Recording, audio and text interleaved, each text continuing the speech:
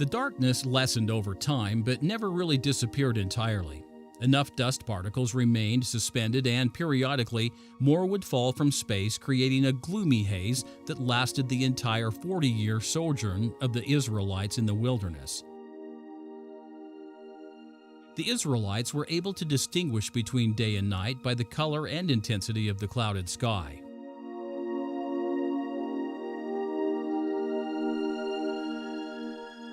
The gloom was called the shadow of death.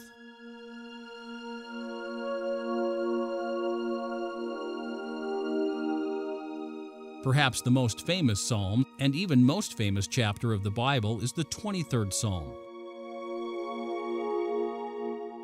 The psalm is commonly used in Jewish and Christian liturgies and in burial services. The psalm's inclusion in funerals began in the 20th century with the introduction of the Book of Common Prayer.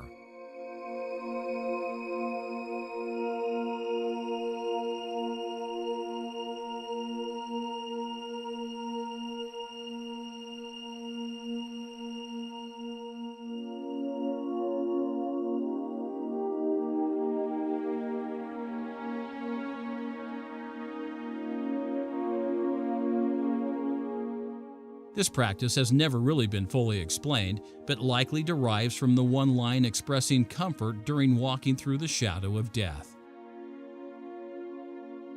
However, the line is really not about death per se. It refers to a time when Israel actually walked through the valley of the shadow of death with the assistance of the Lord. And we learn from the prophet Jeremiah that this event occurred during Israel's wanderings in the desert on its journey to the Promised Land.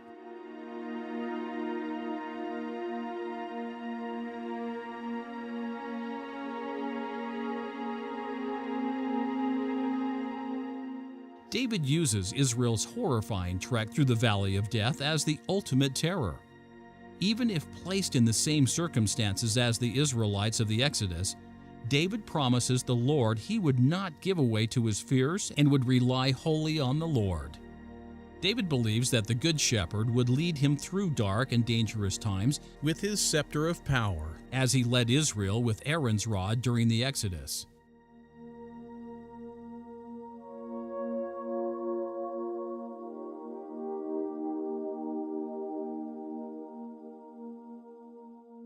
Job described to his friends Eliphaz the Temanite that the shadow of death was a place of terrors. The shadow of death is particularly terrifying. It is a place of terror for Job and a fearful evil for David. At another time, Job complained to his three friends, saying that he was ready for death. He had sewed on sackcloth, a usual emblem of mourning, and laid down his horn in the dust. On his eyelids was the shadow of death. Elsewhere, Job describes the land of the dead, whence I will not return, as a place of continual darkness and the shadow of death.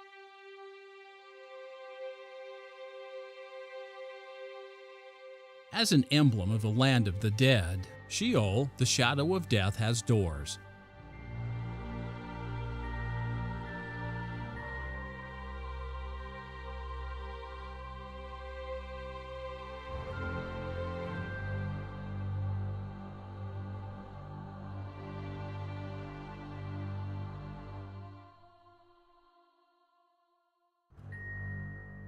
In a revelation to Sidney Gilbert through Joseph Smith, Jesus Christ used the shadow of death as a symbol for the land of the dead, substituting region for land.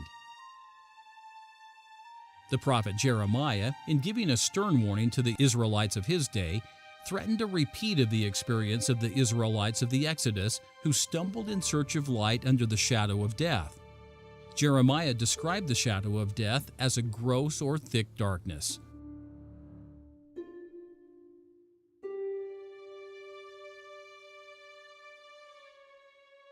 At times, the darkness was so complete, the Israelites could only sit and wait.